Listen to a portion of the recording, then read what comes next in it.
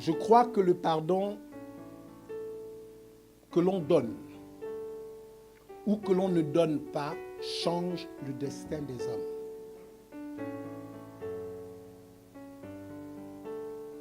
En fait, je vais dire ça autrement. Il y a des choses que vous ne pourrez pas expérimenter tant que votre cœur est en surcharge.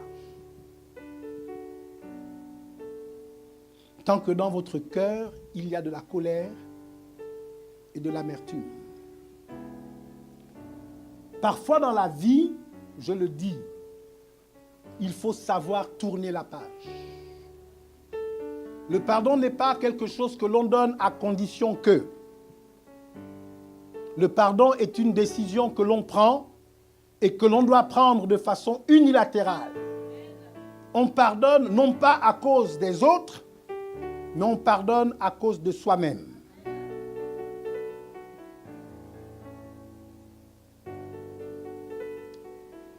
Les disciples observent comment Jésus vit. Ils sont des témoins quotidiens de la puissance de Dieu qui s'exprime au travers de ses discours et de ses actes.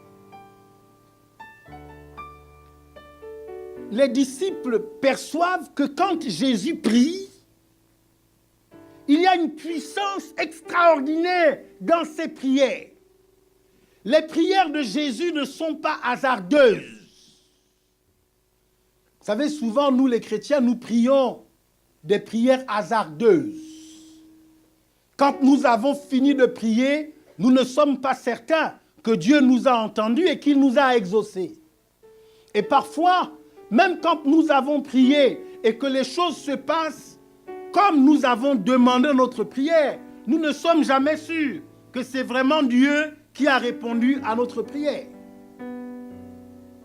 Mais les disciples voient que quand Jésus prie, ses prières sont efficaces. Ses prières sont puissantes.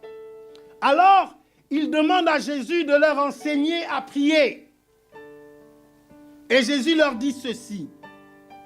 Voici donc comment vous devez prier.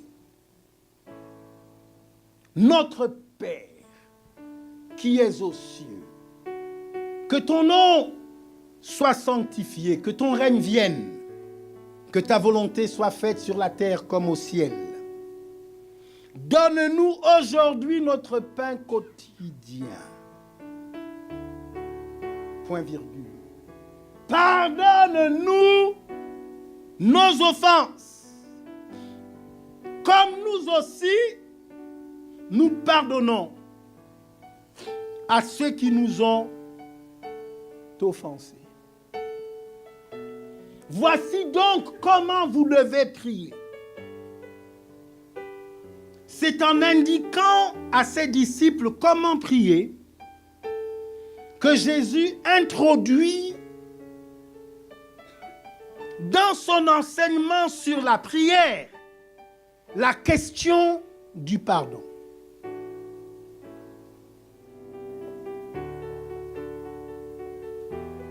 Mais je veux dire à quelqu'un que ton péché ne doit pas t'empêcher de louer Dieu de tout ton cœur. Je pousse un peu. J'ai envie de dire que tes offenses n'affectent pas ton statut. Tes offenses n'affectent pas qui tu es. Jésus parle à ses disciples. Il leur dit, lorsque vous priez, avant même de commencer à demander pardon, dites notre Père. Dieu est ton Père, no matter what. Peu importe.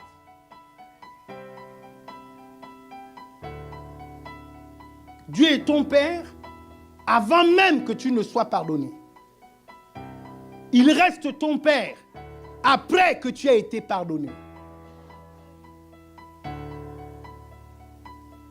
Je dis, c'est important quand vous priez que vous soyez conscient du statut qui est le vôtre. Vous savez, Je le dis parce que c'est la vérité.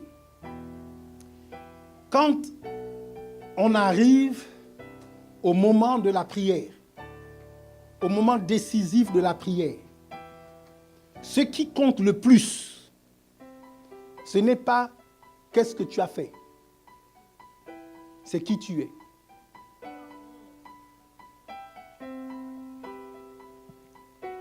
Bon, je sais qu'ici en Europe, ce n'est pas très très vrai.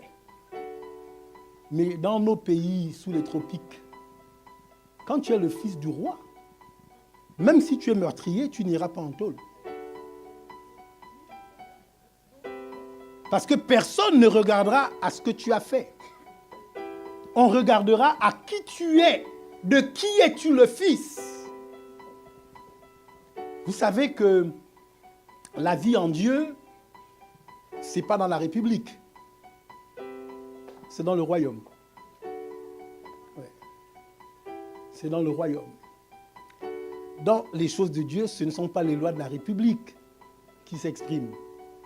Ce sont les lois du royaume. Lorsque Salomon a commencé à se détourner et à faire les choses que Dieu ne voulait pas qu'il fasse, lorsqu'il a commencé à ne pas marcher en mettant ses pas dans les pas de David, son père, lorsque Dieu s'est mis en colère, Dieu voulait frapper Salomon, et puis il s'est rappelé que Salomon est le fils de David. Et il a dit, je ne peux pas te frapper, Salomon, à cause de David. Mais, à cause de ce que tu as fait, le royaume sera divisé. Et c'est comme ça que le royaume a été divisé entre les mains d'Adonijah, le fils de Salomon. Si tu as offensé Dieu, j'ai envie de te dire que tu dois demander pardon. Amen.